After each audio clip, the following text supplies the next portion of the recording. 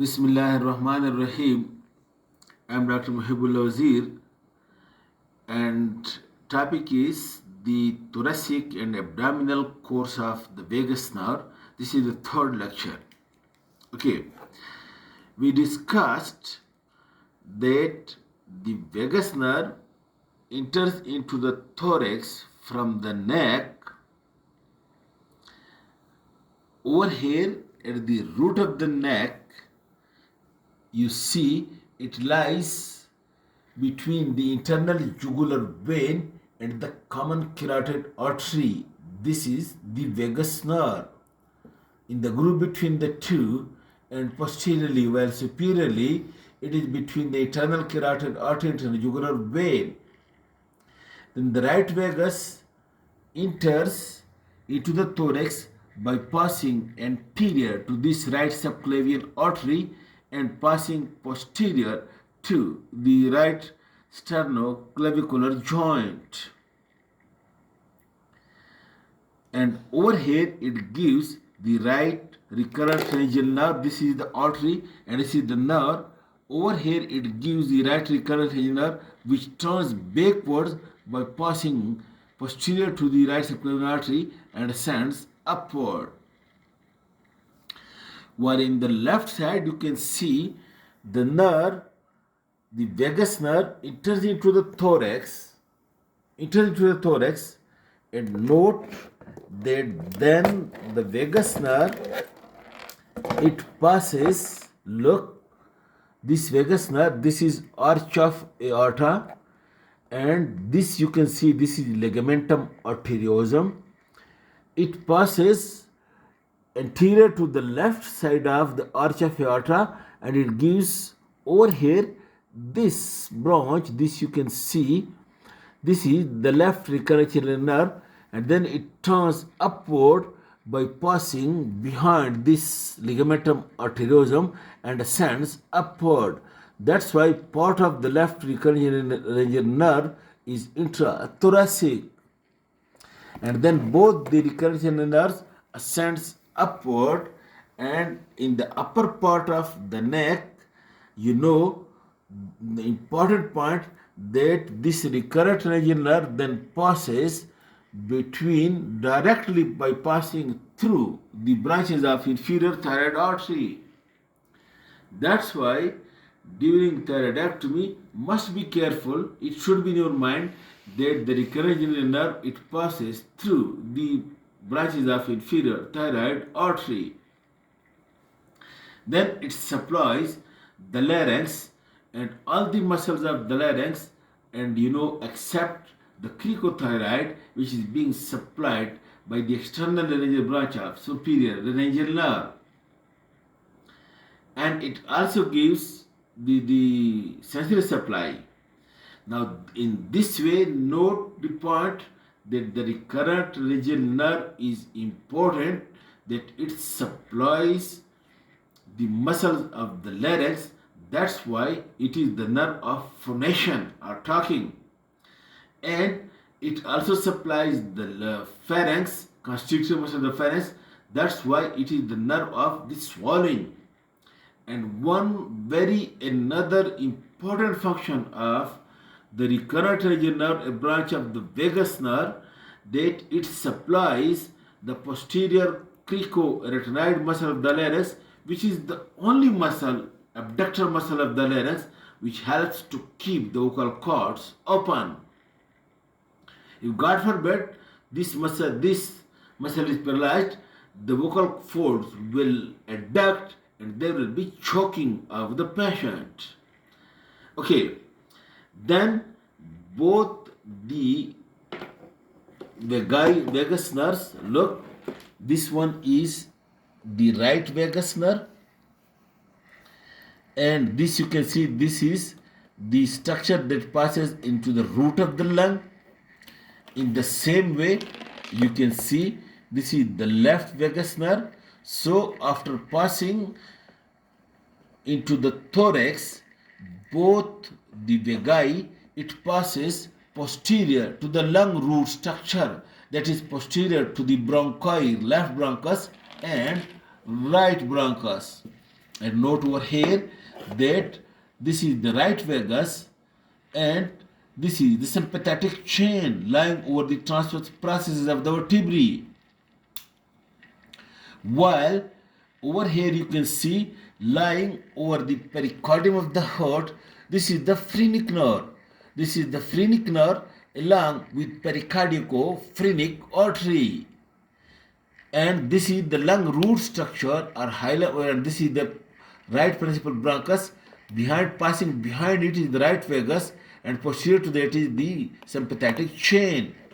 In the same way on the left side, you note that look, this is the descending thoracic aorta, and look, this is the left vagus nerve, and this is the left principal bronchus, and then this is the left phrenic nerve, and that is the phrenic nerve passes anterior to the lung root structure, while the vagus nerve lies passing posterior to the lung root structure.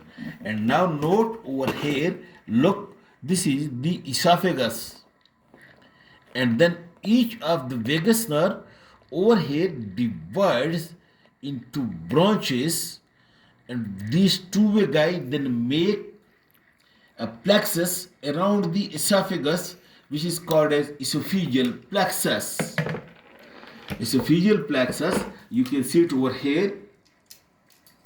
Look again, this is the arch of aorta, this is the trachea, this is the right principal bronchus, and this is the left principal bronchus. And you look, this is the left vagus nerve, and this you can see, this is the left recurrential nerve, where this is the right vagus nerve. And now both these vagi, look, this one is the left and this one is the right, passing posterior to the principal bronchus and reach, look, this is the esophagus and this is the descending thoracic aorta. And then both of these vagus, right and left, it divides into branches and make this plexus of nerves. Is it clear? This plexus are branching around the esophagus, which is called as esophageal plexus of nerves. Then what happens, look, that from this esophageal plexus again two nerves or trunks are being formed, and from this now onward the right vagus nerve is now becoming posterior to the esophagus and the left becomes anterior to the esophagus. And when the esophagus enters into the abdomen through, this is the diaphragm, the esophagus enters into the abdomen by passing through the hiatus or foramina in the diaphragm into the abdomen, which is called as esophageal hiatus. So along with the esophagus and the posterior vagal trunk, which is actually the right vagus nerve, and the anterior vagal trunk, which is actually the left vagus nerve. Now over here, the left vagus nerve lies anterior and the right vagus nerve lies posterior to the esophagus. And esophagus enters into the abdomen by passing along with the esophagus, passing through the esophageal hiatus. And now they are called as anterior vagal trunk and posterior vagal trunk. In the abdomen, at the stomach area, at the upper part of the abdomen, in the stomach, that is being called as anterior vagal trunk, which lies anterior to the stomach, and posterior vagal trunk, which lies posterior to the stomach. The posterior vagal trunk is actually the right vagus nerve, and the anterior vagal trunk is actually the left vagus nerve. Okay, now before discussing the distribution of the vagus nerve in the abdomen, first we again come to the branches of the vagus nerve in the thoracic region. In the thoracic region, the vagus nerve gives branches. Look over here, please. Look, this is the bronchi. Anterior to the bronchi, you can see over here, this is a pulmonary plexus, which is being the vagus nerve gives branches to this pulmonary plexus. In the same way, one pulmonary plexus lies posterior to the bronchi, which is called as posterior pulmonary plexus. It means that the vagus nerve over here gives branches to the anterior pulmonary plexus, parasympathetic branches, and to the posterior pulmonary plexus. While vagus nerve also gives over here branches to the cardiac plexus. The cardiac plexus in this way receives the parasympathetic branches from the cervical region of this vagus nerve which descend downward, so from the vagus nerve into the cardiac plexus, and then the thoracic part also the vagus nerve gives branches to the cardiac plexus. In this way, the cardiac plexus, the pulmonary plexus, and esophageal plexuses are being found in the thoracic region. But note one point, that all the visceral plexuses, that is the plexuses that is going to supply the viscera, these are being formed by the parasympathetic and sympathetic both. In this way, the cardiac plexus also consists of sympathetic and parasympathetic. The parasympathetic is given by the vagus by three types of branches from the cervical, superior, inferior, and thoracic region. While the pulmonary plexuses, both anterior and posterior, the parasympathetic part is being given by the vagus nerve, right and left both, in the mediastinum. Okay, while lower in the esophagus, the esophageal plexus is being formed by division of the vagus nerve into many branches. So, this time we are discussing the parasympathetic. So, the vagus are parasympathetic. The preganglionic cells of which is lying in the dorsal vagal nucleus of the medulla oblongata, and some fibers are also coming from nucleus ambiguous parasympathetic. And then the preganglionic fiber descend downward through the neck and reaches into the thorax, into the abdomen, and everywhere the ganglion is lying in the wall of the concerned viscera, and so this preganglionic nerve then relay in the ganglion present in the wall of that viscera, for example in that of the heart, in that of the lungs, or in that of the intestine, and then the postganglionic fibers, very short in length, immediately supply the viscera. Now, what is the function of the vagus nerve in the heart? Note point. The vagus, the heart supplied by the cardiac plexus, the parasympathetic part, it, number one, it slows the heart rate, and number two, it reduces the force of contraction of the heart, and number three, it constricts the coronary vessels. Okay, while the sympathetic is on the other way, it increases the heart rate and dilates the coronary vessels. Now in the lungs, the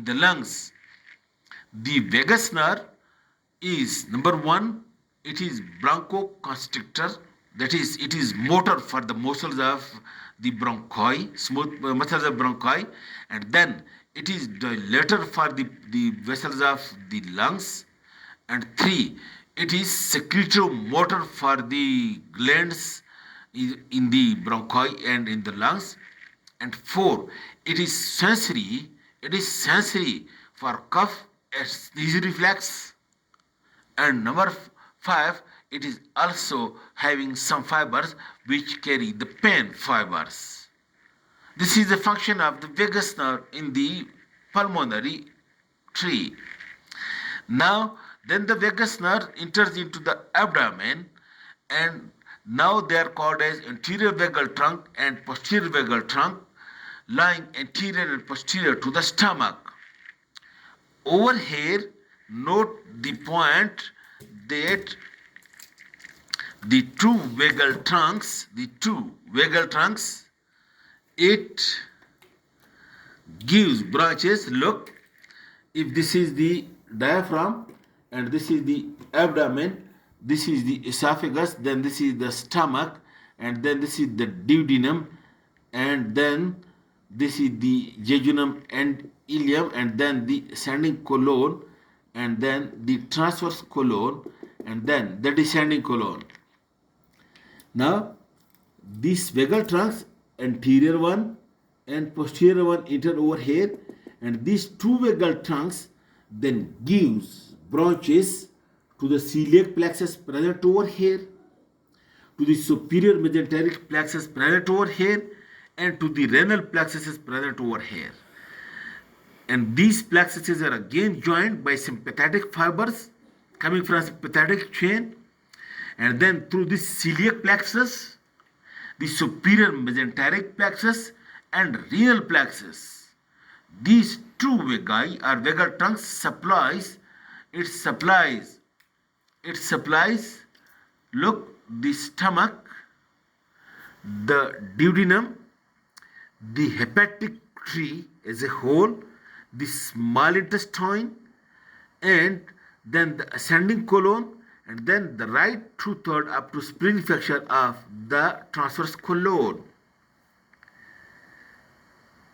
And the function of the parasympathetic in the GIT, in the esophagus, stomach, small intestine, large intestine, and its function is number one, it is motor for the smooth muscles, that is, it stimulates contraction of the viscera, stomach and small intestine for peristalsis. And number two, it is secretomotor, that is, it increases the secretions of the glands of the stomach and the other parts of the intestine. And three, it is inhibitory for the sphincters. Now, for example, look, you can see this is the stomach, and then this is the duodenum. Over here is the pyloric sphincter. Now, the parasympathetic stimulate the smooth muscles for contraction, but it inhibits the smooth muscles of the sphincter to relax or to open, so that the contents can be pushed easily to the duodenum. These are three functions: motor, that is secretomotor, and inhibitory. But this is very general.